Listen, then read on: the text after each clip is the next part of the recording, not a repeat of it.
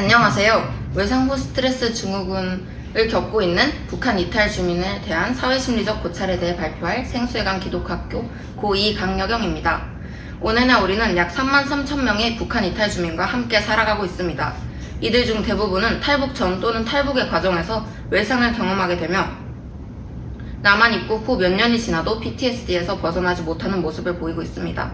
PTSD는 북한 이탈 주민의 정신건강 문제 중 가장 높은 유병률을 보이며 탈북민의 정신건강 문제에 있어 심각한 사안임을 보여주었습니다. 이러한 PTSD는 북한 이탈 주민이 남한 사회에 잘 적응하지 못하는 요인이 되어 훗날 통일이 되었을 때 역시 그에 준하거나 비슷한 사회심리적 문제가 발생할 수 있으므로 PTSD를 겪는 북한 이탈 주민에 대한 고찰을 통해 이들의 정신건강 증진을 위해 대비해야 할 바가 무엇인지 파악하는 것이 본 연구의 동기입니다.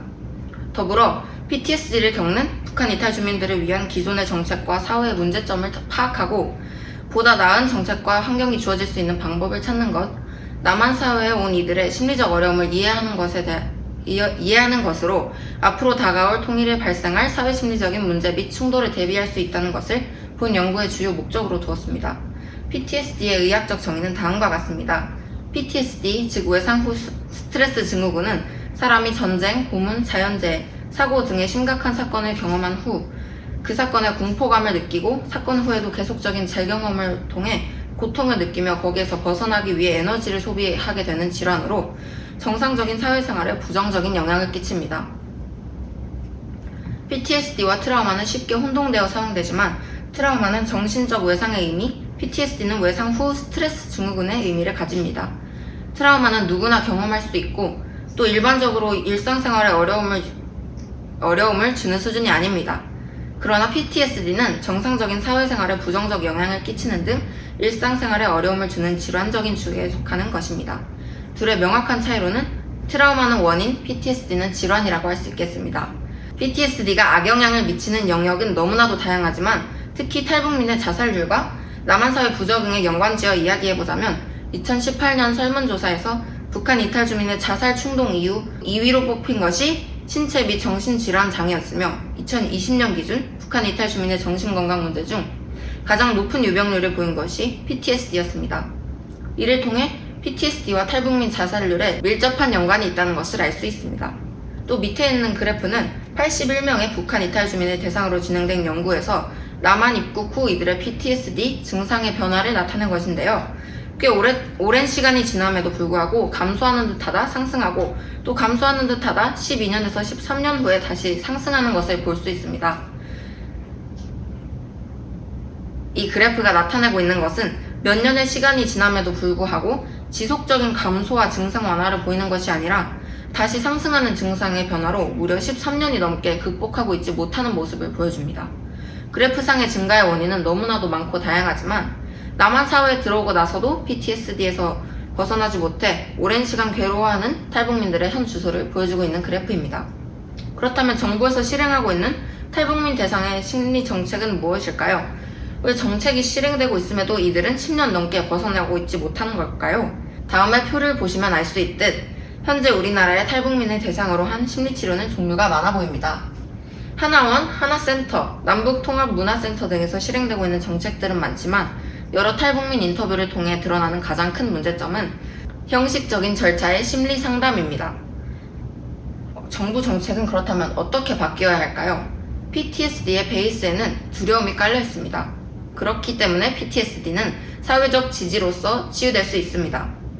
따라서 상담사는 상담 대상이 자신의 두려움을 느끼지 않게 할 존재라는 것을 인식할 수 있는 신뢰와 안정의 관계 형성을 만들어야 합니다. 그냥 정부에서 주어진 질문들과 검사들을 읽는 것에 그치는 것이 아니라 두려워하는 이들의 마음의 문을 진심으로 이해하기를 시도해야 합니다. 신뢰와 안정의 관계를 형성하기 위해서는 장기적인 심리치료 지원으로 서서히 관계를 쌓아가는 형태의 정책이 필요할 것으로 보입니다. 연구를 통해 얻은 결론으로는 목숨을 걸고 넘어온 남한 땅에서 PTSD로 안정을 느끼지 못하고 고통스러워하는 탈북민의 증상에는 그들의 마음을 더 깊이 천천히 들여다보려고 하지 않았던 정책의 문제가 있었다는 점. 꼭 심리상담사가 아니더라도 현재 내가 또 우리가 실천할 수 있는 방안은 사회적 지지자가 되어주는 것입니다.